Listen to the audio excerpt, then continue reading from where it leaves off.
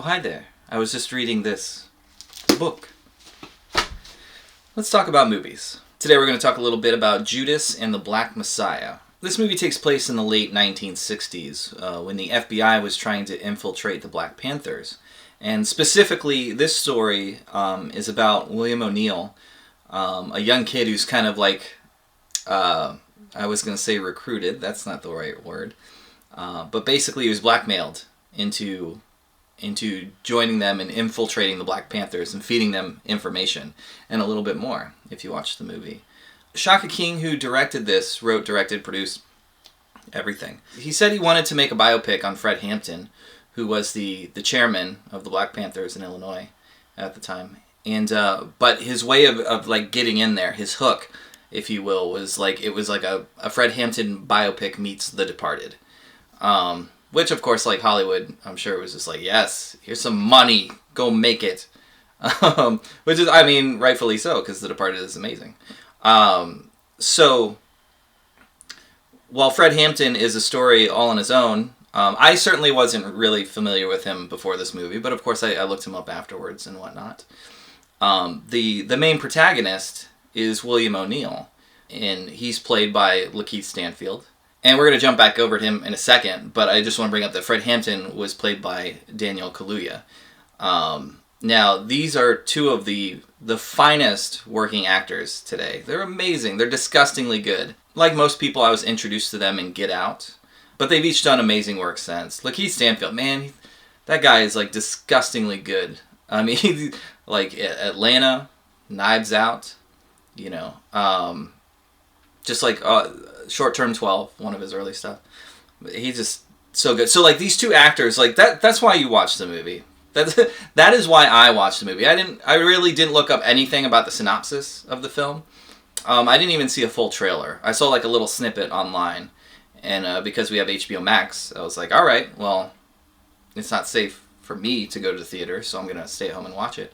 But I just saw these two names, and I'm like, yes, I will watch anything with those two in it, because they're that good.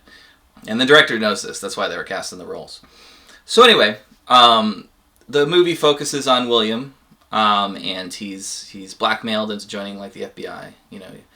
And the interesting thing about this film, I think, is like we've seen those kind of undercover stories before. It's like, oh, we got to infiltrate the gang. And guess what? The infiltrator gets to know the gang leader. They kind of get along. The gang leader's not as bad as he seems. You know, that story's been done to death. But not only this is based on factual events, but also Fred Hampton's son served as supervisor. And Ryan Coogler, of course, of, you know, fucking Black Panther fame, he was one of the producers on this. And apparently he fought tooth and nail to have Hampton's son, like, on set as many days as possible to make sure they get it right. And I think that says something. Now, whether or not the film suffered for it, we'll get to that in a second. But I think it's important to have a person there with a personal stake to make sure that, you know, things aren't too glamorized or anything like that. And not only is this one of those infiltration movies where, you know, William comes to betray a friend, but also this huge, massive uprising about race. You know, is he betraying his race? Like, how does he feel about that? That's a very tricky subject matter, and I could argue that maybe the movie could take an extra hour just to dive into that more. But it kind of glosses over it. In fact, that's, I guess, one of my gripes about it. There's a lot of really interesting dynamics at play, a lot of interesting relationships. Of course, we have Fred Hampton and William, and, you know, what's going on between them. Then also there's Fred's girlfriend, Deborah, who's played by Dominique Fishback, and she does a wonderful supporting job too. Her role is not as flashy as Daniel's or LaKeith's, but it's grounded, and it serves as that hard place that the main protagonists need, you know, to kind of bounce off of. She does a wonderful job here too. There's one scene in particular towards the end, you'll know it if you see it, where she could have really oversold a very critical and emotional moment, but it was very restrained. You know, the camera's like right up in our face, and it was so good. I felt that moment so hard. She did a wonderful job. Wouldn't be surprised if a supporting nom comes her way. And it goes without saying that both Daniel and LaKeith are going to get noms for this. You know, it kills it. The one thing that Hollywood loves when it comes to like Academy nominations, all that shit, they don't want a great movie with a good performance. They want a good movie with a great performance. And that's what this movie is to me. I think it's a very solid story. I think it's the foundation of it is some great performances. Obviously, Daniel and LaKeith fucking kill it so hard, and Daniel has some great monologues in this too. But Jesse Plemons also plays a small role, and he's, I just saw recently there's been some comparisons made between him and Philip Seymour Hoffman. I guess the face, and I totally get that. I don't think Jesse has had the chance to get those roles to really knock it out of the park. Not that he hasn't done that already. Like, he's killed it in everything I've seen him in. But as far as like the public eye is concerned, nobody's been like, oh, Jesse Plemons, the fucking game night guy. 3 bags of Tostito scoops, I notice. There was a special on these tonight.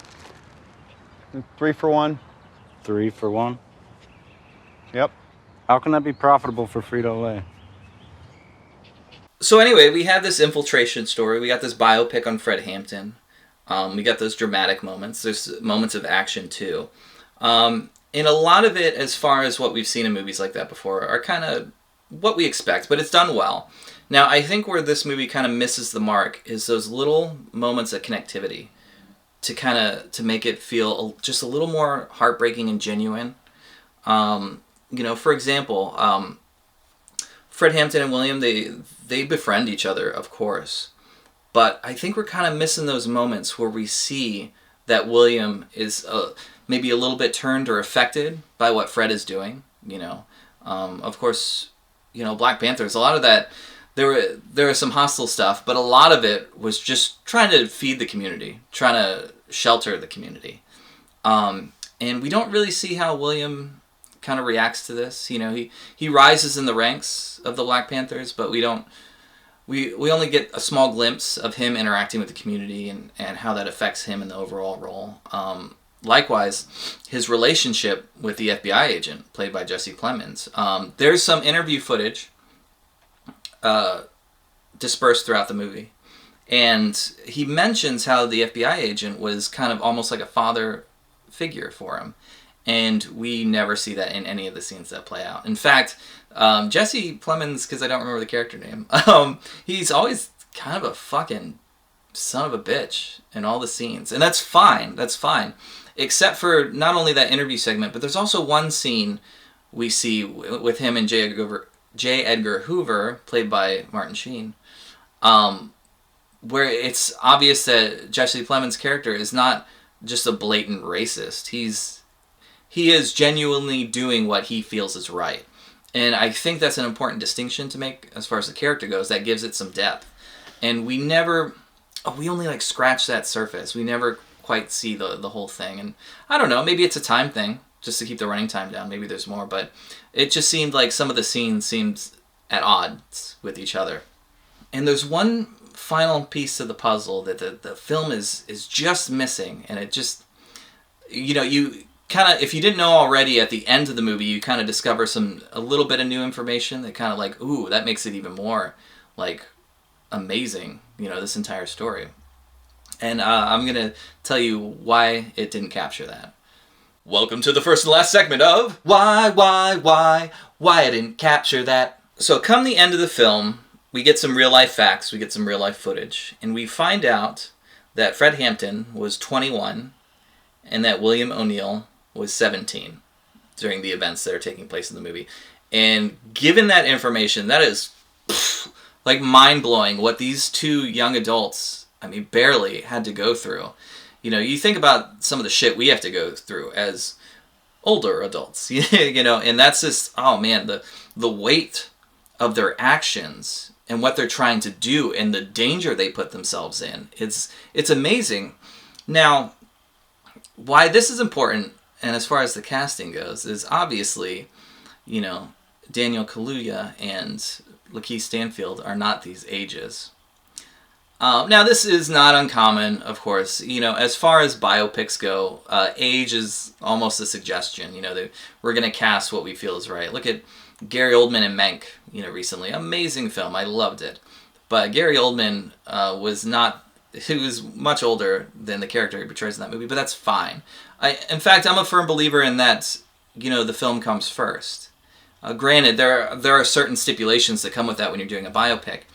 But you're making a movie, you're not telling history, you're making a movie, and I think it's important to get the bigger picture so that people can look into the history of the story you're telling. And I think that's why Shaka casted, Daniel I'm sorry, I pissed off some drama nerd somewhere, cast Daniel and LaKeith. And arguably that was probably the right choice, because these are phenomenal actors. They do an amazing job in the film. It does take away of like one of the big aspects of the movie, their age and what they're going through, and you look at kind of LaKeith's performance in this film, and it kind of makes sense because he's acting a little like an adolescent at times, and I didn't quite pick up on that, until the end. But the reason why you do it is not only are they known actors that the studio, will be like, yes, I'll give you this amount of money if you're going to get Daniel and LaKeith, because they're amazing. We know they're amazing. But also, people know them. Like I said before, that's why I watched the movie initially. I was like, I love these actors. I want to see the story they're a part of. And more people are going to see this story. More people are going to look into who Fred Hampton was, who William O'Neill was, So on a cultural level, I think that was the right choice to make, because more people are going to see and hear about this story. And that's a really important point. And, even if the film slightly suffers for it, that's fine. At the end of the day, I thought it was a good film. I thought it was a well-done film.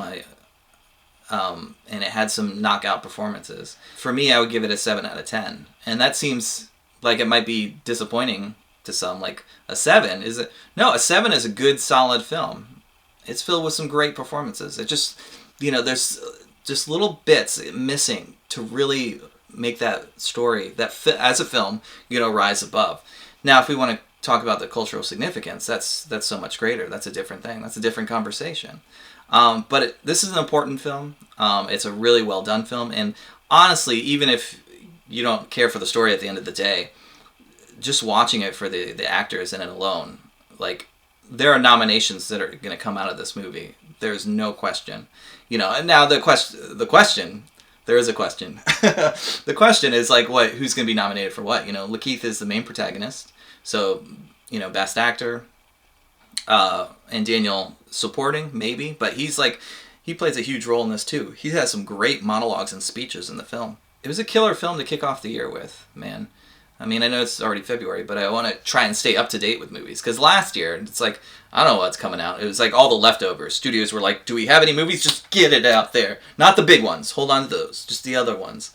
But now it seems like studios are kind of making peace with, all right, we don't know when theaters are going to be back to normal, if that's ever going to be a thing. So let's just get this movie out to the audience. And as much as Christopher Nolan doesn't want to admit it, I think HBO and Warner Brothers are doing a great thing by allowing audiences to stay home and watch the newer movies, or go to the theaters, if they feel comfortable with that. But Judas and the Black Messiah, definitely worth checking out, if only for the performances. But odds are you're going to learn a thing or two and want to look up, like, Fred Hampton a little bit. And I think that's a really good thing.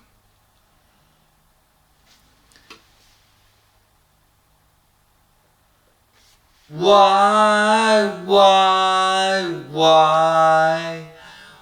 I didn't capture that? I forgot to turn on my mic on. Hang on.